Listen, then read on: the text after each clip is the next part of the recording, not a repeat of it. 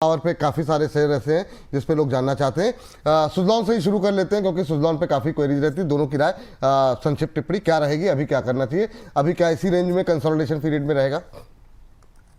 Sir ये timeline तो fail करा देता है बार बार, बट हाँ अभी रेंज ऑफ कंसोलिडेशन है। 60 रुपए में सप्लाई है। कहीं ना कहीं आपको मार्केट वॉलेटिलिटी में 53 55 लेवल्स तक देखने को मिलेगा। वहां पोजीशन बनाना चाहे बना रहे, जिनके पास है वो तो आराम से बने रहे। 4980 लक्ष्मण रेखा है, उसके नीचे नहीं देखना है क्लोजिंग बेसिस। 4980 के स्टॉप लॉस के साथ 62 और 62 68 के नियर टर्म टारगेट्स हैं। ये किसी भी दिन मूव कर सकता है सर। मैं समझता हूँ लास्ट टू लास्ट छोटे शेयर ऊंची छलांग में आपने बोला था 60 रुपए हो जाएगा, हमने कहा था नहीं होगा, उसके बाद हो गया। तब से मैं चुपचाप हो गया हूँ, टाइमलाइन नहीं डिफाइन करूंगा। मगर हाँ लोअर लेवल पे जरूर देखने को मिलेगा, वहां पोजीशन बनाना चाहे तो बना सकते हैं। ठीक है। और सर लोअर लेवल पे आकर के पोजीशन बनाए, या मान लीजिए किसी कारणवश अगर ऊपर निकल गया तो वो किस लेवल पे आपको लगता है कि ब्रेकआउट होगा जहां पर की एंट्री लेनी चाहिए? सर देखिए, वैसे अगर हम टेक्निकल पॉइंट ऑफ व्यू से बात करें तो इसका मैसिव ब्रेकआउट या बिल्कुल जो हमने पुराने लेवल्स हाँ। देखे थे वो कहीं ना कहीं आपको देखने को मिलेंगे जब ये 69 80 70 लेवल्स के ऊपर जाएगा। और इसका ना सर पता नहीं क्यों एक क्लोज रिलेशन है मार्केट के मूड माहौल के साथ भी। उस पर मार्केट का मूड माहौल, क्योंकि I am unable to understand, मतलब हम इतने स्टॉक्स को परफॉर्म करते हुए देख रहे हैं, ये पता नहीं निफ्टी के साथ अपना कौन सा चाचा भतीजा का रिश्ता निभा रहा है कि निफ्टी कहीं नहीं जा रही तो ये सब भी कहीं नहीं जा रहे। तो निफ्टी का मोमेंटम हो, ये 70 रुपए ब्रीच करे, फिर firing all the guns, blazing all the guns वाला मूवमेंट आपको देखने को मिल सकता है और 98 से 102 लेवल्स तक जा सकता है। ठीक। हाँ, तो फिर एक बार देखते हैं, 70 एक बार क्रॉस होता हुआ दिखाई दे, उसके बाद से एक नया मोमेंटम देखने को। मगर निफ्टी निफ्टी निफ्टी के लिए भी, हाँ, निफ्टी भी वो आप अब छोड़िए, मैं क्या ही टिप्पणी करूं इस पर, ऑलरेडी इतनी लोग टिप्पणी कर चुके हैं कि फिर मैं इस पर टिप्पणी करूंगा तो फिर माला मैम, आपका भी सुजलान मैम। जी, सुजलॉन अगले हफ्ते के लिए मैंने बोला था ना कि अगले हफ्ते इसको डिस्कस कर लेंगे, और वही रीजन था कि थोड़ा बहुत सुस्ता के चलेगा चलेगा, तो लेकिन अब सुस्ता लिया कि अभी और सुस्ताएगा? नहीं नहीं, अगले हफ्ते के पहले 3 दिन आप छोड़ दीजिए। वीकेंड आते आते थोड़ा सा कंफर्मेशन होगी कि इसको एंट्री दोबारा किस भाव पे लेना है। लाइकली है कि 56 55 आ जाए, लाइकली है। और आपने जो ये भी पूछा कि अगर ब्रेकआउट आ गया तो 60 के ऊपर फिर से बाई कर सकते हैं अगर मोमेंटम प्ले करना है तो। So we are not like हमको लकीर कोई फकीर कुछ एक भाषा होते हैं ना, वैसा कुछ भी नहीं है। जो जैसा दिखेगा वैसे एक्शन लेने हैं, that's what we got to do. तो अगर 55 पे सस्ता मिलने की प्रोबेबिलिटी लगे वो एक्शन लेंगे। 60 पर अगर ब्रेकआउट करके खड़ा हो गया तो वहां पर एंट्री देंगे, क्योंकि 70 रुपए के टारगेट एनीवेज अभी भी लगते हैं आते हुए। तो थोड़ा सा कॉशियसली जो एंट्री बनाना चाह रहे हैं रुकिए, अगले हफ्ते में इसको वापस एक बार डिस्कस करेंगे बाय वीकेंड। ठीक। आप रथी सर, गोदावरी पावर और गोदावरी पावर आप ले लीजिए, टाटा पावर ले लीजिए, दोनों पावर, चूंकि टाटा पावर डिस्कस करते हैं इसलिए कर रहे हैं, रेंज में नहीं है जी।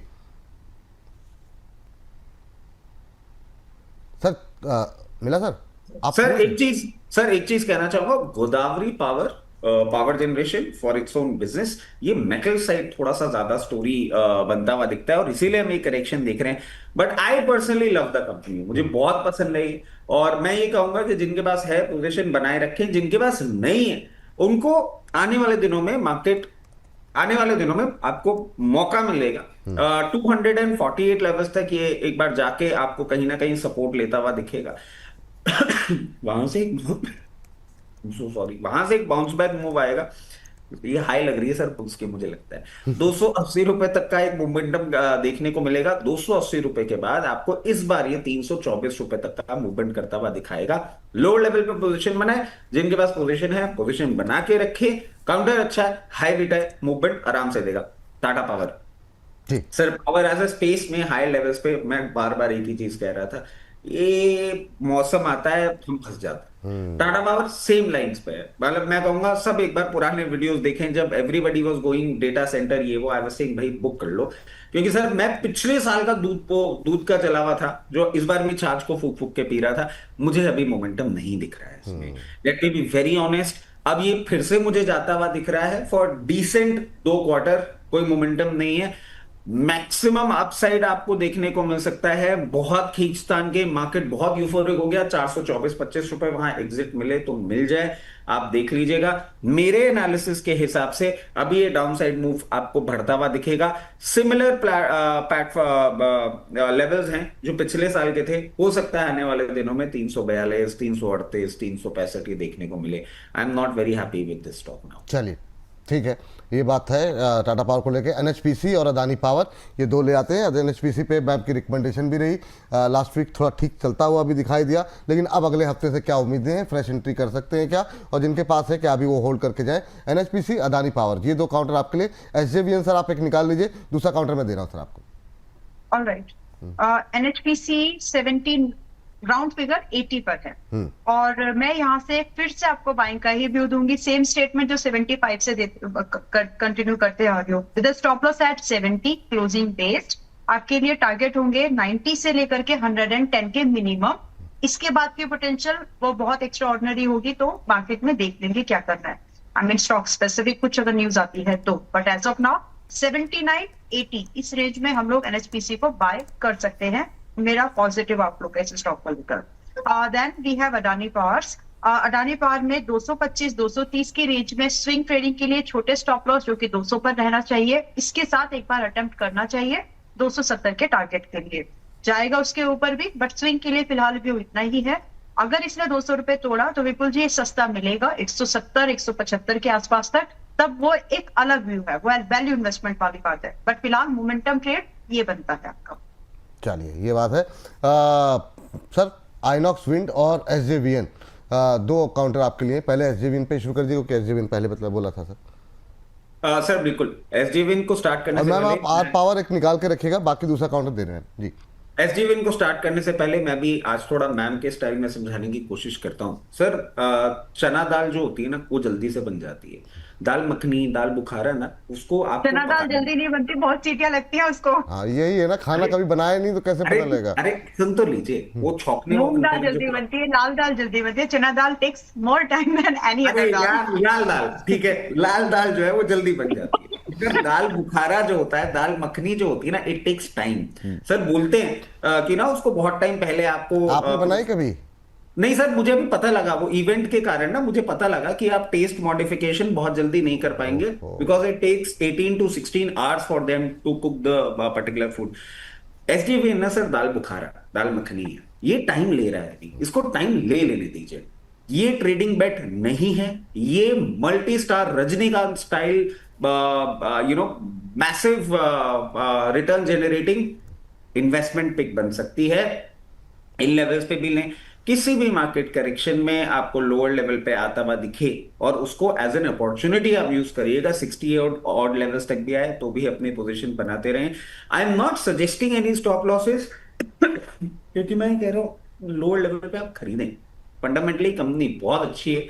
मोमेंटम की अगर हम बात करें, देखिए 200 day moving average, 50 day moving average, हम ट्रेडिंग बेट्स के लिए बात करते हैं। इस पर्टिकुलर काउंटर में जो मैं पहले टारगेट देख पा रहा हूं वो 100 रुपए देख पा रहा हूं, और 100 रुपए के बाद 140 रुपए। आप में से टाइमलाइन पूछेंगे तो मैं आपको बता ही चुका हूं कि दाल बुखारा है, तो आप 3 से 4 क्वार्टर का टाइम लेके चलें। इसके साथ साथ आइनॉक्स विंड, मैं समझ ही नहीं पा रहा हूं इस काउंटर को। सर पहले भी हमने बात करी थी, तब भी मैंने ये कहा था कि आप यहां एग्जिट कर लें। I very clearly remember from 106, 107 level, odd level से मैं सेलिंग के लिए बोल रहा हूं।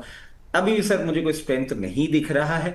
किसी भी बाउंस बैक मूव में आपको एग्जिट अपॉर्चुनिटी मिले, that will be better of. मैं इस पर्टिकुलर काउंटर में बहुत ज्यादा, क्योंकि सर हम देख रहे हैं, मतलब ये भी मैन्युफैक्चरर है, विंड टरबाइन जनरेटर्स, वो बेचारा हमारा सुजलॉन भी टूटा फूटा पड़ा है, जो विंड मिल्स वगैरह और उन सब चीजों में अभी स्पेस में बहुत ज्यादा मोमेंटम नहीं आ रहा है। ट्रेडिंग बेट नहीं होगी, इन्वेस्टमेंट कर रखा है और टाइम है तो बने रह सकते हैं। और अगर हायर लेवल पे ले रखा है इन्वेस्टमेंट के तौर पे, किसी भी मार्केट करेक्शन में वापस 68 से 72 की रेंज में आए, थोड़ा सा और खरीद लीजिएगा। अभी कोई मुझे गेम चेंज नहीं होता। चलिए आर पावर, एरिडा, अंबाला मैम, दोनों पे आपकी राय? R power is not looking good, मतलब इसको अभी फिलहाल डाउन साइड जा रहा है। जिनके पास है वो क्या एक बार के लिए लॉस बुक कर लें या फिर पड़े रहने दे किनारे? नहीं, पड़े रहने लायक इसकी क्वालिटी नहीं है। लॉस बुक करो, मोमेंटम ट्रेड करने का इसमें कभी भी, इसमें आप इन्वेस्टमेंट करेंगे तो दिक्कत है। ये ट्रेड करने लायक काउंटर है, तो जब मौका दे तब ट्रेड, बाकी इन्वेस्ट पोर्टफोलियो में सजाने लायक नहीं है। तो अगर आपको लॉस है, in my opinion accept this, कुछ और बेहतर काउंटर में कैपिटल रोटेट कर दीजिए, वहां आपको जल्दी मूवमेंट मिल सकता है। तो नो लगाओ, कोई अटैचमेंट नहीं है। ठीक। दूसरा आपने इरेडा की बातचीत की थी। हाँ। इरेडा इज 127। यहाँ पर आप चाहें तो एक रिस्क, मतलब दोनों काउंटर सामने है तो बोला जाए कि इसका पैसा इसमें डाल सकते हैं क्या? यस। ये थोड़ा ठीक है, मतलब कुछ तो है इसके पास जिसकी वजह से चल जाएगा। ये सिर्फ तब चलता है जब एनर्जी के सारे सेक्टर स्टॉक्स चल रहे हो, तो पीछे पीछे जो इंजन के साथ आ जाते हैं ना, वो है उसका नेचर। तो इरेडा पर वापस आ जाती हूँ, 127 के पास में इरेडा हम खरीदने का मुझे ठीक लग रहा है। आप अपना स्टॉप लॉस 110 रुपए क्लोजिंग बेस रख लीजिए अगर आप एक इन्वेस्टर हैं। ट्रेड कर रहे हो, छोटा रिस्क लेना चाहते हो तो 115 रुपए पे क्लोजिंग बेस रखिए। दोनों ही सूरत में आपके टारगेट सेम है, 150 से 170 के, और 120 से 125 से 135 की रेंज भी अगर आपको buying, sorry I beg your pardon, 125 से अगर 130 की भी रेंज आपको मिलती है बाइंग के लिए next week, it's good to buy. अच्छा काउंटर लग रहा है। जी।